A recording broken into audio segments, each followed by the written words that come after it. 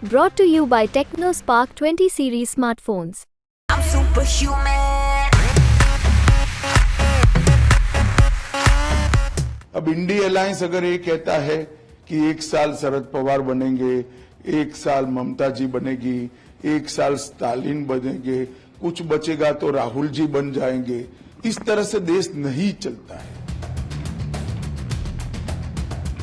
कि अगर कोई संभावना है ही नहीं, मगर अगर इंडी अलायंस को बहुमत मिलता है तो देश की जनता ये जरूर सोचे इसका प्रधानमंत्री कौन बनेगा। एक एक साल में प्रधानमंत्री ये कोई परचूरन की दुकान नहीं है। देखिए, इस देश ने 3 दशक तक अस्थिरता की कीमत चुकाई है। 3 दशक तक अस्थिर सरकारें चली, निर्बल प्रधानमंत्री चले।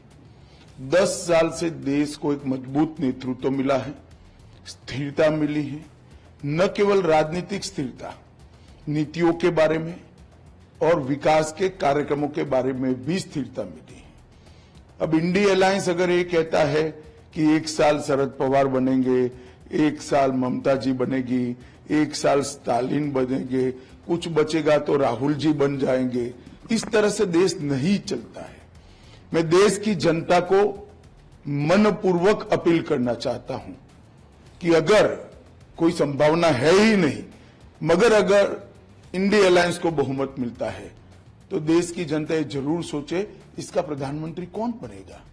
एक एक साल में प्रधानमंत्री ये कोई परचूरन की दुकान नहीं है जिसको अपनी हिस्सेदारी के हिसाब से चलाया जा सके।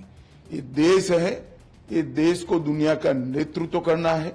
इसका नीति निर्धारण, इसका विकास, इसकी सुरक्षा की परिस्थिति, इसके अर्थतंत्र का विकास एक लंबे समय तक एक नीति के साथ सातत्यपूर्ण तरीके से चलना चाहिए और केवल नरेंद्र मोदी जी के नेतृत्व में एनडीए और विशेषकर भारतीय जनता पार्टी ही ये कर सकती है।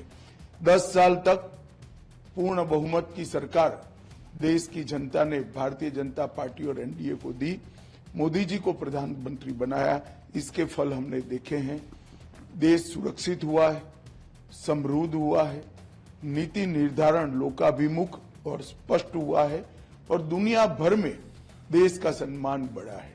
मुझे पूरा विश्वास है 130 करोड़ की हमारी जनता तीसरी बार प्रधानमंत्री जी को मैंडेट देगी और बड़े बहुमत के साथ 2 बार जो मैंडेट दिया है इससे भी बढ़ चढ़कर बड़ी बहुमत देकर हमें जिताएगी।